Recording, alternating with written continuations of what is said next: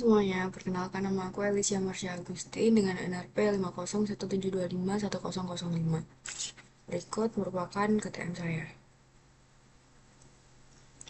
Oke, jadi pada uh, kali ini saya akan menjelaskan tentang bab 3, tugas ketiga, yaitu jelaskan dan gambarkan klasifikasi lapisan interior bumi berdasarkan parameter kimia dan fisika. Oke, jadi pertama-tama interior bumi itu merupakan bagian dalam bumi yang tersusun atas beberapa lapisan, ya kan? Lalu para ahli itu mengelompokkan interior bumi itu menjadi dua pendekatan utama, yaitu pertama berdasarkan parameter kimia dan juga berdasarkan parameter fisika. Nah, berdasarkan parameter kimia itu komposisi penyusunnya itu batuan. Lalu kalau berdasarkan parameter fisika itu berdasarkan sifat mekanik atau perilaku material terhadap tekanan dan suhu. Oke, jadi langsung saja.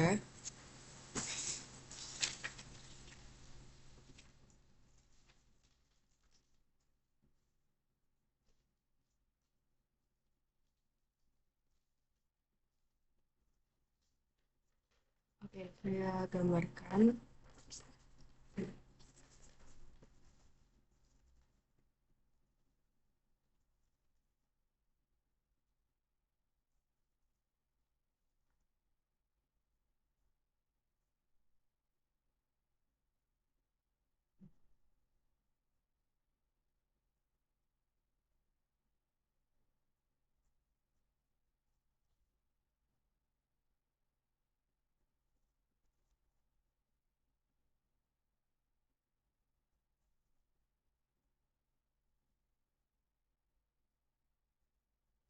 Oke, jadi eh, kurang lebih lapisan bumi itu seperti ini.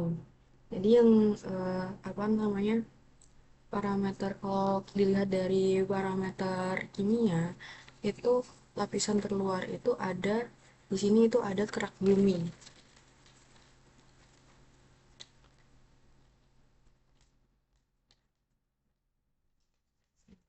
Di sini itu ada kerak bumi. Ya, oke, di sini ada kerak bumi. Lalu di bawah kerak bumi itu ada,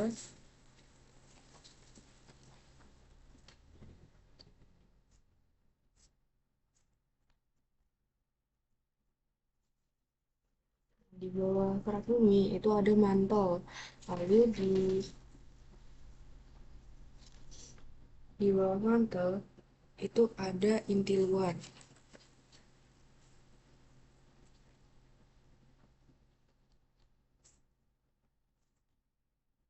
Dan juga yang paling dalam itu ada inti dalam.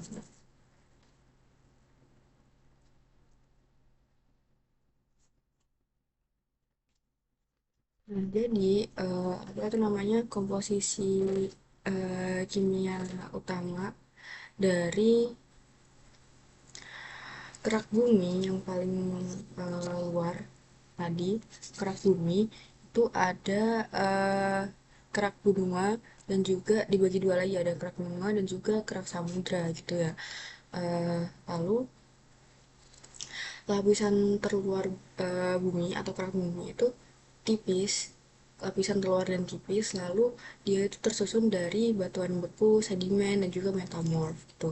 Nah, kedalaman dari permukaan kerak sendiri, dari permukaan ke sampai kerak itu eh, 0 sampai 70 km itu perkiraan ya. Dan tebalnya itu bervariasi gitu. Lalu kalau mantel, mantel sendiri itu eh, komposisi kimia utamanya itu silika magnesium. Ada magnesium, besi, terus ada silika, dan lain. Dan periodic dominannya itu ada olivin dan juga piroxen. Lalu ciri-ciri dari mantel sendiri itu dia itu penyusun terbesar di bumi, dan hampir 84% volume dari bumi itu dari mantel gitu. Dia kayak kan magnesium dan juga besi. Kedalamannya itu kurang lebih dari 70 km sampai 2.900 km ke bawah permukaan bumi gitu. Jadi mantel dan FYI mantel itu ada juga di mantel atas dan juga mantel bawah gitu. Lalu ada inti luar, ada inti dalam. Nah, apa itu namanya? Jadi inti itu kaya akan besi dan juga nikel dan sangat kaya akan ya besi dan nikel. Lalu dia itu unsur ringan yang menurunkan titik leleh. Jadi inti luar itu cair, eh ya dan inti dalam itu padat tuh. Lalu kedalamannya itu perkiraan dari 2.900 km sampai 6.371 km. Lalu berdasarkan parameter fisika, bumi itu dibagi menjadi litosfer, astenosfer, mesosfer, inti luar dan juga inti dalam. Ya, eh, litosfer itu ya kerak bumi. Litosfer itu bagiannya ada di kerak bumi. Terus astenosfer itu eh, dari kerak bumi menuju ke mantel bagian atas. Lalu ada mesosfer. Mesosfer itu bagian mantel yang bawah. Lalu ada inti luar dan inti dalam. Litosfer itu sifatnya padat dan juga kaku. Terdiri dari kerak dan mantel atas, mantel mantel paling atas. Terus sifatnya itu dia rapuh dan terpecah menjadi lempeng tektonik. Kedalamannya kurang lebih 0 sampai 100 km di bawah permukaan. Lalu astenosfer itu padat tapi plastis, kenyal gitu ya, elastis lah. Dan dia itu berdiri dari bagian mantel atas di bawah litosfer. Jadi kan tadi mantel dibagi menjadi dua, mantel atas dan juga mantel bawah. Nah, astenosfer ini sendiri itu mencakup ke mantel yang bagian bawah. Dia itu dapat mengalir lambat karena sifatnya plastis dan dia itu menjadi tempat arus konveksi. Kedalamannya kurang lebih dari 100 sampai 660 km di bawah permukaan. Lalu di bawah lagi di bawah litosfer di bawah astenosfer itu ada mesosfer. Nah, mesosfer itu sifatnya padat dan juga kaku seperti litosfer. Dia tapi dia tuh lebih kaku karena tekanan itu sangat tinggi kan di dalam, makin makin dalam itu tekanan sangat tinggi dan juga konveksi itu menjadi lebih lambat dan dia itu mesosfer itu dari eh, pokoknya mantel mantel mantel mantel bagian bawah banget sampai ke inti luar, menuju ke inti luar itu mesosfer. Dan dia itu kedalamannya kurang lebih 660 sampai 2.900 km. Lalu di bawah mesosfer itu ada inti luar yang sifatnya itu cair atau liquid dan dia itu disusun oleh cairan-cairan logam seperti besi dan juga nikel. Dan arus konveksi dia membangkitkan medan magnet bumi. Jadi medan magnet bumi itu dibangkitkan di inti luar. Lalu di bawah inti luar lagi itu paling pusatnya bumi itu ada inti dalam yang sifatnya itu solid atau padat yang aku udah sebutin tadi di sifat kimia.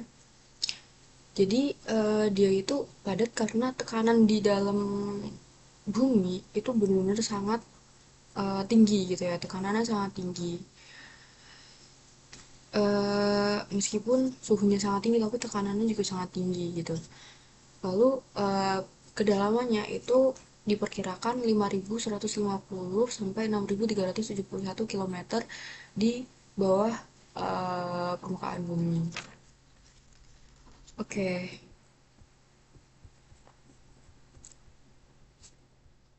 jadi langsung aja ke kesimpulan. Jadi interior bumi itu dapat diklasifikasikan berdasarkan parameter kimia dan juga parameter fisika. Berdasarkan komposisi kimia, bumi itu tersusun atas kerak, mantel, dan juga inti. Inti dalam dan inti luar. Ya tapi kerak, mantel, inti ya gitulah. Itu simpelnya gitu kalau parameter kimia. Sementara itu berdasarkan sifat fisikanya, interior bumi itu dibagi atas litosfer, eh, asthenosfer, mesosfer, terus inti luar dan juga inti dalam. Klasifikasi kimia itu membantu memahami penyusunan utama setiap lapisan, sedangkan klasifikasi fisika menjelaskan perilaku mekanik lapisan-lapisan tersebut, termasuk proses seperti konveksi mantel, pergerakan lempeng tektonik, dan pembentukan medan magnet bumi. Jadi itu saja yang bisa dapat saya sampaikan di tugas ketiga dan kelima ini. Kurang lebihnya mohon maaf. Wassalamualaikum warahmatullahi wabarakatuh.